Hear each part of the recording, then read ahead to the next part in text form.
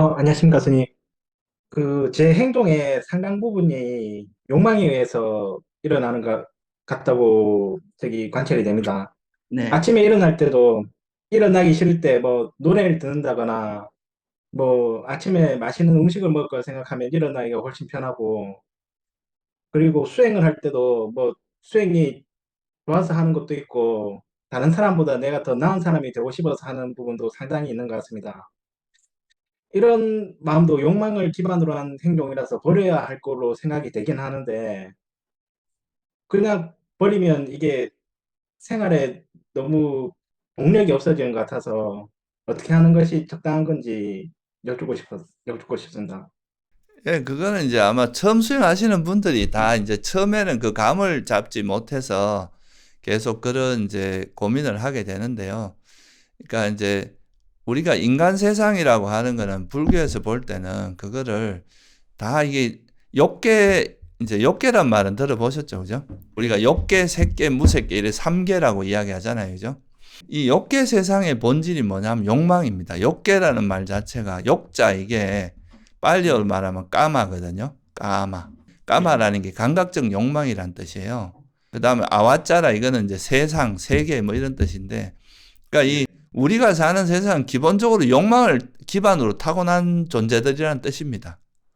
기본 세팅은 욕망이라는 뜻이에요. 여기에 타는 예, 사람들이. 예, 그래서 이제 우리는 세속에서도 교육을 그렇게 받고 항상 내가 원하는 욕망, 목표를 세우고 그거를 이제 이루는 이런 방향으로 이제 살아가는 거죠. 근데 그 목표를 가지고 이제 이렇게 하려고 하고 이런 것 자체는 문제는 아니에요. 근데 거기에 이제 집착이라고 하는 탐욕이라는 게 거기에 이제 작동을 하게 되면 그거는 이제 그 일을 이루는 것, 그 이제 내가 원하는 거 이루는 것 자체는 뭐 누구나 우리가 수행자들도 내가 뭐 아란이 되기를 원하고 그걸 이루는 거는 그 방향을 가지는 건 누구나 필요한 일이거든요. 근데 그 방향을 가지더라도 그게 이제 탐욕이 앞장서게 되면은 소위 말해서 결과를 얻는 게 되게 중요한 게 돼요. 욕망의 속성은 그래요. 그러니까 그 과정에서 어떤 일이 일어나고 이런 거에 별 관심이 상대적으로 적은 거죠. 그래서 항상 이 욕망에 앞서서 뭔가를 해 나가다 보면 목표를 향해 가는 거는 비슷한데 항상 무리하게 되고 자기 조건이나 이런 걸 고려하지 않고 결과만 얻으려고 하고 뭐 이러다 보니까 이게 계속 이제 삶이 꼬이게 되는 거잖아요. 그런데 이제 그게 아니라 내가 원하는 걸 이루기 위해서는 내 조건을 파악하고 내 환경이나 내 여러 가지 조건에서 어떤 정도에서 노력을 해야 되고 어떤 또 이거는 좀 기다려야 될지 급하게 할 수 있을지 이런 거를 지혜롭게 판단해서 그 과정을 되게 섬세하게 잘 밟아가면서 원하는 거 이루면 아무 문제가 없거든요. 그 문제가. 수행적으로 봐도 이렇게 과정을 되게 선하게 해서 살아가면은 그 자체가 선업을 계속 지으면서 가는 거라서 결과 이루어지지 않아도 이득이 많아요. 굉장히 큰 이득이 있는 거죠. 근데 탐욕을 앞세워서 가다 보면 결과를 얻는 것만 중요하기 때문에 그 과정에서 나쁜 짓을 할 수도 있어요. 과정이 오염될 수 있고 그래갖고 만약에 성공을 했다 해도 뭐 예를 들어서 뭐 사람을 뭐 엄청 많이 죽이고 권력을 잡았다고 해서 그게 의미가 있을까요? 그러니까 불교적 이제 이게 정말 악업을 많이 짓는 거라서 그게 사실은 결국은 나중에 보면 자기한테 훨씬 큰 해가 되거든요. 그래서 그게 이제 욕망과 지혜의 속성을 잘 이해하면 나중에 욕망을 동력으로 살아가는 게 아니라 이 지혜롭게 삶을 이렇게 자기가 원하는 걸 이루고 삶을 살아가는 이런 힘이 생깁니다. 그걸 배우는 게 사실 이게 수행이에요. 이 수행을 하다 보면 이제 욕망의 프레임이 아니라 지혜의 프레임으로 전환할 수 있습니다. 예. 알겠습니다, 선생님. 그러면, 예. 그리고 변화가 느껴져서 수행이 잘 될 때도 있는데, 그 다음엔 변화가 안 느껴지고 이게 내가 하는 게 맞나 싶은 생각이 들 때도 가끔 있습니다. 그럴 때는 어떻게 하는 게 좋을까요? 아까 말씀드렸듯이 이제 우리가 이런 조건을 잘 이해하고 이런 게 지혜롭게 하는 건데요. 처음 수행을 하면 아무래도 지금까지 살아온 게 욕망으로 살아왔기 때문에 이거를 뭔가 지혜로 전환하는 데 시간이 좀 걸릴 거 아니에요. 그죠?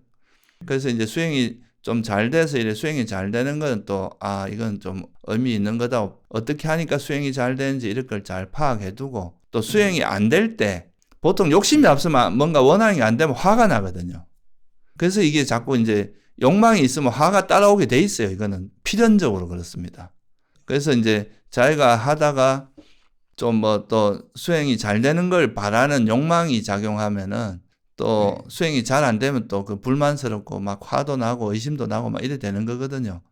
그래서 이제 수행을 하면서 아까 지혜롭게 한다는 거는 어떻게 하면 수행이 잘 되고 어떻게 하면 안 되고 이런 걸 이제 하나하나 배워 나가는 거고요. 지금 내 수준에서는 지금 당장 내가 원하는 거 얻을 수 있는, 예를 들어서 나한테 지금 화가 딱 일어났을 때 그 순간적으로 내려놓은 가져면 다시는 화가 안 일어나게 한다. 이거는 사실 쉽지가 않은 일이거든요. 이런 건 좀 길게 봐야 될 게 있고 또 짧게 동안 당장 해낼 수 있는 일이 있고 이런 것도 구분할 줄 있어야 되겠죠. 그죠?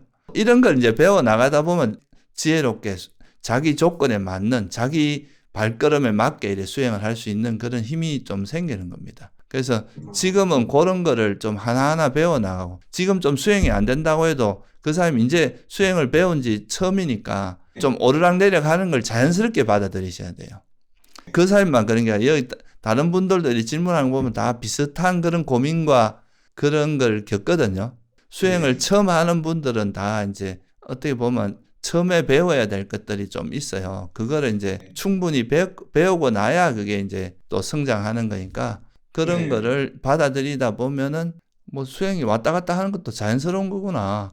그러면 내가 안 될 때 화를 내기보다는 뭐 내가 어떤 거에서 잘못하고 있거나 수행을 좀 게을리하고 있거나 이런 걸 봐서 빨리 이제 그 상황을 잘 개선해서 수행이 잘 되는 방향으로 되도록 하는 이런 노력을 하시면 됩니다. 예, 알겠습니다, 선생님. 감사합니다. 예.